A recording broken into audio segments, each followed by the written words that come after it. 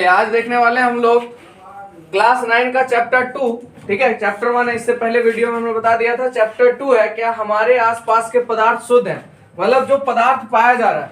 अब वो पदार्थ जो पाया जा रहा है क्या वो पदार्थ शुद्ध है, इसके बारे में जानेंगे। ठीक है, तो आइए पदार्थ के बारे में आपको पहले से बताया हुआ है।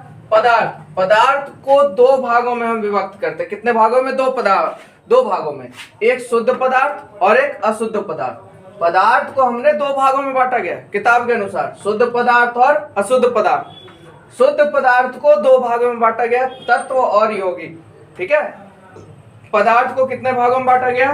दो भागों में, शुद्ध पदार्थ और अशुद्ध पदार्थ। और शुद्ध पदार्थ को बांटा गया दो भागों में, तत्व और यौगिक। ठीक है, अब जान लेते हैं अशुद्ध पदार्थ है क्या और शुद्ध पदार्थ क्या है। तो देखिए, जब पदार्थ के कण अलग अलग रासायनिक प्रकृति के होते हैं, जब पदार्थ के कण अलग अलग रासायनिक प्रकृति के होते हैं उसे अशुद्ध पदार्थ कहते हैं।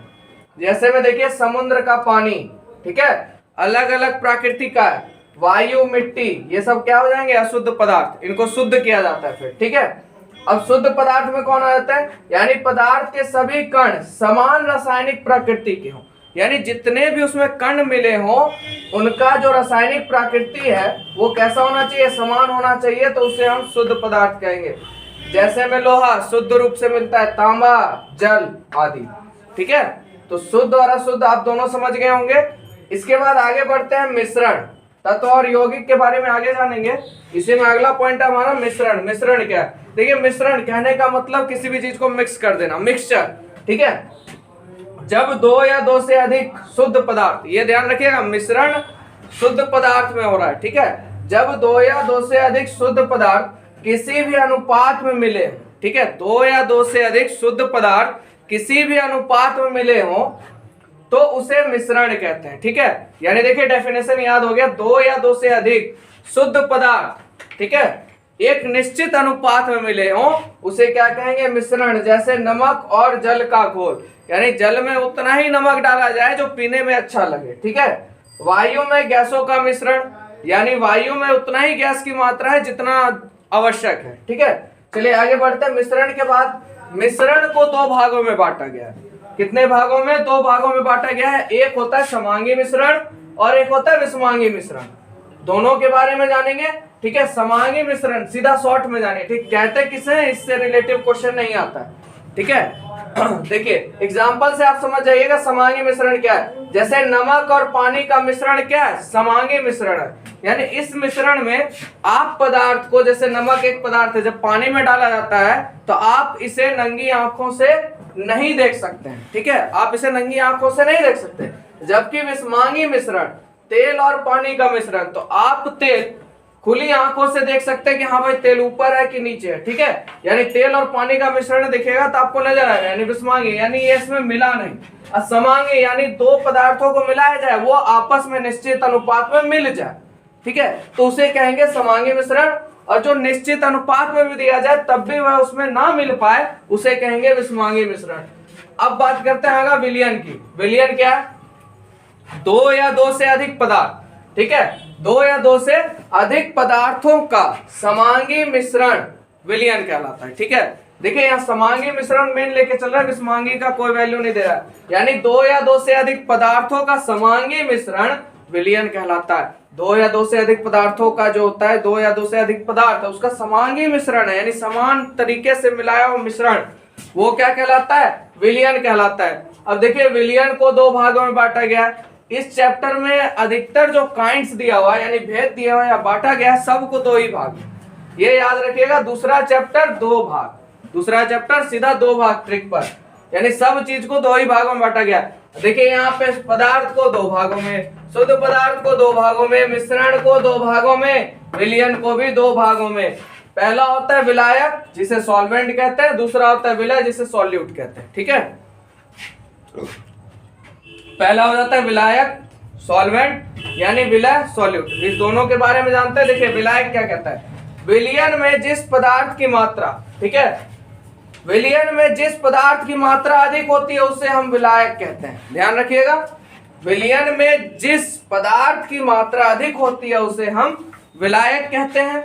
ठीक है, और विलय, विलयन में जिस पदार्थ की मात्रा कम होती है उसे विलय कहते हैं। तो विलायक में देखिए पदार्थ की जो है, पदार्थ की मात्रा ज्यादा होगी, ठीक है, यानी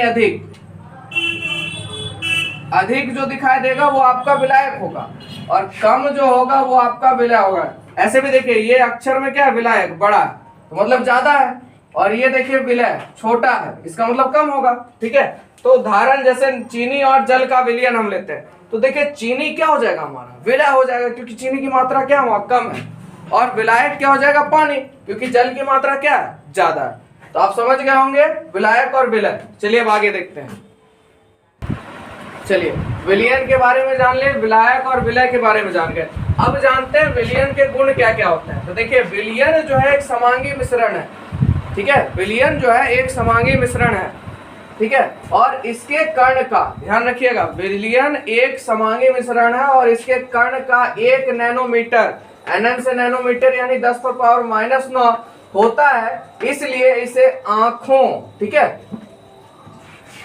इसलिए इसे आंखों से नहीं देखा जा सकता है, ठीक है, इसीलिए विलयन को आंखों से देखा नहीं जा सकता। चलिए अब बात करते हैं, अगला टॉपिक हमारा विलयन की सांद्रता। विलयन की सांद्रता क्या है, तो देखिए विलयन की किसी निश्चित मात्रा में, विलयन के किसी निश्चित मात्रा में घुले हुए विलय पदार्थ की मात्रा, ठीक है, विलयन में किसी निश्चित मात्रा में घुले हुए विलय पदार्थ की मात्रा को विलयन सांद्रता कहते हैं, ठीक है, यानी सीधा समझिए विलयन है, ठीक है, एक निश्चित मात्रा में किसी चीज को घोल दिया गया, ठीक है। और विलय पदार्थ, विलय आपको पता है यानी जो कम दिखता है ना, आपको विलयन के 2 प्रकार थे, विलायक और विलय।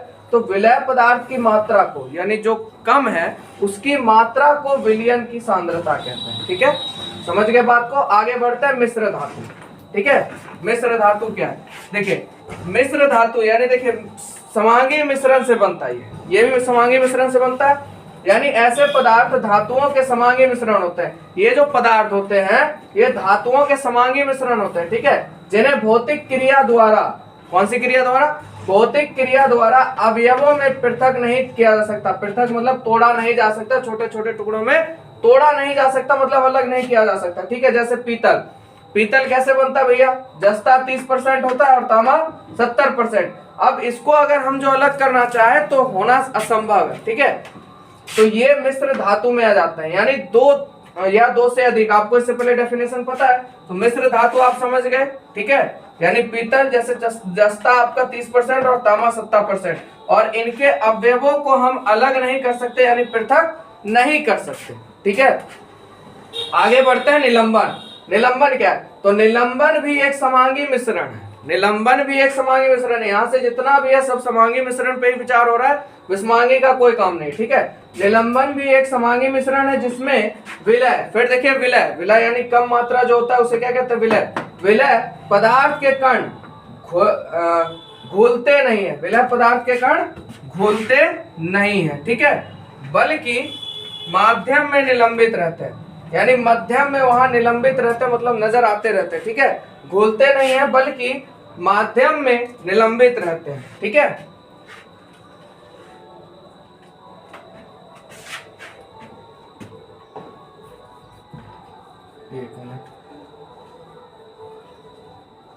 बल्कि माध्यम में निलंबित रहते हैं। इसमें निलंबित कणों को आंखों से देखा जा सकता है, ठीक है, इसमें निलंबित कणों को आंखों से देखा जा सकता है। जैसे आप देखिए मिट्टी, एग्जांपल से समझिए मिट्टी और पानी, तो आप देखिए जब मिट्टी को आप छोड़ दीजिएगा, ठीक है, रात भर, तो मिट्टी जितना भी है वो जम के नीचे बैठ जाएगा और पानी जो ऊपर हो जाएगा। जैसे ही आप देखिएगा तो आपको नजर आएगा कि हाँ भाई मिट्टी है और पानी भी है, यानी आपस में जो है ना घुलते नहीं है, बल्कि उसके माध्यम वही निलंबित हो जाते हैं, यानी एक जगह स्थायी हो जाते हैं, ठीक है, जैसे मिट्टी और पानी का घोल। चलिए आगे बढ़ते हैं, कोलाइडल विलयन, ठीक है, इससे बहुत बार क्वेश्चन पूछा गया एग्जाम में, कोलाइडल विलयन क्या है, ठीक है, कोलाइडल विलयन से रिलेटिव। तो निलंबन की अपेक्षा इसमें कणों के आकार छोटे होते हैं, निलंबन में कणों के आकार बड़े होते हैं, पर कोलाइडल विलयन में कणों के आकार कैसे होते हैं, छोटे होते हैं और समान रूप से फैल जाते हैं, और समान रूप से क्या हो जाते हैं, फैल जाते हैं, जिसके कारण जो मिश्रण है वह कैसा प्रतीत होता है, समांगी, यानी जिसके कारण मिश्रण जो होता है वह समांगी की तरह प्रतीत होता है, ठीक है, लेकिन वास्तविकता में, लेकिन हकीकत में जो है यह विषमांगी मिश्रण होता है। यह कैसा मिश्रण होता है? विषमांगी। जैसे में आपका क्या हो गया? दूध हो गया। जैसे में क्या हो गया? आपका दूध हो गया। चलिए अब बात करते हैं आगे कोलाइडन। ठीक है, कोलाइडन जो है, कोलाइडन कणों के छोटे आकार के कारण, कोलाइडन कण छोटे आकार होते हैं, इसे हम आंखों से नहीं देख सकते। अब दूध के अंदर कोई कण है तो उसको हम देख सकते हैं, उसका रंग उड़ता है, किसके कारण है, क्या है, पता नहीं, सबका कारण है, पर उसके अंदर जो कण है उसको हम खुले आंखों से नहीं देख सकते। पर कोलाइडन का निलंबन में हम देख सकते हैं, पर कोलाइडन में हम इसको खुली आंखों से नहीं देख पाते। लेकिन यह कण प्रकाश की किरणों को फैला देती है। जब इसे प्रकाश की किरणों के पास रखा जाएगा तो ये क्या करती है? प्रकाश की किरणों को फैला देती है। ठीक है, तो प्रकाश की किरण का फैलना, देखिए यहाँ पे एक मेन पॉइंट आ गया, वीवीआई है, बहुत बार एग्जाम में पूछा गया है, टिंडल इफेक्ट। तो देखिए प्रकाश की किरण का फैलना टिंडल प्रभाव कहलाता है। ठीक है, प्रकाश की किरण का फैलना टिंडल प्रभाव कहलाता है। आपको यहां से यहां तक एग्जाम में लिख देना टिंडल इफेक्ट क्या है। तो कोलाइडन कणों के छोटे कण जो होते हैं छोटे आकार के कारण उसे हम आंखों से नहीं देख पाते, लेकिन यह कण प्रकाश की किरणों को, जैसे इस कण को प्रकाश के सामने लाया जाता है तो यह प्रकाश की किरणों को फैला देती है, और प्रकाश की किरण का फैलना ही कहलाता है टिंडल इफेक्ट। ठीक है, आगे बढ़ते हैं। भौतिक एवं रासायनिक परिवर्तन क्या है, यानी भौतिक परिवर्तन क्या है, रासायनिक परिवर्तन क्या है, ये ऑब्जेक्टिव में आपका बहुत बार पूछा गया। तो देखिए आगे बढ़ते हैं। तो जल का वाष्प बनना क्या है, हमारा रासायनिक परिवर्तन है कि भौतिक परिवर्तन है? ठीक है, रासायनिक परिवर्तन है कि, ठीक है, जल का वाष्प बनना ये भौतिक परिवर्तन हो गया। यानी भौतिक परिवर्तन का मतलब हो गया कि कोई चीज अगर, मतलब कोई पदार्थ है उसको हम किसी भी चीज में मतलब कुछ उसके साथ परिवर्तन करते हैं, उसका किसी भी चीज में परिवर्तन करते हैं, दोबारा वो उसी रूप में आ जाए तो भौतिक परिवर्तन हो गया। रासायनिक परिवर्तन का कि अगर हम उसका यूज करते हैं तो उसके बाद दोबारा यूज में ना आ सके। ठीक है, जैसे जल का वाष्प बनना, फिर वाष्प क्या बन सकता है? जल। कौन सा परिवर्तन हो जाएगा? भौतिक परिवर्तन। जलकर लकड़ी का राख बनना, क्या राख से दोबारा लकड़ी बनेगा? नहीं बनेगा, तो ये रासायनिक परिवर्तन है। ठीक है, बरसा, अब आप लोग बताइएगा कौन सा कौन परिवर्तन है, कमेंट में कहिएगा। बरसात में लोहे पे जंग लगना, ठीक है, जब जंग जो लग जाता है, सॉरी, जंग लगना, ठीक है, और क्या हो जाना? भूरा होना। जंग लगना और भूरा होना। ठीक है, पानी का जमकर बर्फ बन जाना, कौन सा परिवर्तन है आप लोग बताइएगा। अब देखिए मेन होता है जलना, सीधा समझ लीजिए जलना जो है एक रासायनिक परिवर्तन है, क्योंकि जलने के बाद वो दोबारा उसी रूप में नहीं आ सकता, उसके बाद उसका रूप वहां पे खत्म हो जाता है। तो जलना एक रासायनिक परिवर्तन है, याद रखिएगा। जैसे मोमबत्ती का जलना, एक क्वेश्चन है आपके किताब में, क्या मोमबत्ती का जलना रासायनिक परिवर्तन है या भौतिक परिवर्तन? एग्जाम में भी बहुत बार पूछा गया है। चलिए देखते हैं। मोम जब जलता है तो देखिए, मोम जब जलता है, मोमबत्ती जब जलता है तो क्या देता है? ऊष्मा देता है। ठीक है, ऊष्मा के साथ साथ क्या देता है? प्रकाश। ऊष्मा दिया, प्रकाश दिया, और साथ ही साथ क्या देता है? धुइयां, जिसे CO2 कहते हैं। ठीक है, देता है। तो मोम के जलने की प्रक्रिया में भौतिक एवं रासायनिक दोनों परिवर्तन होते हैं। ठीक है, यानी मोमबत्ती का जलना कौन सा परिवर्तन है? भौतिक और रासायनिक दोनों है। ठीक है, चलिए अब आपको मिलेंगे नेक्स्ट वीडियो में। ये वीडियो का पार्ट 1 है। अगर आपको पढ़ाई अच्छा लग रहा है तो प्लीज सब्सक्राइब करें चैनल को। Thank you.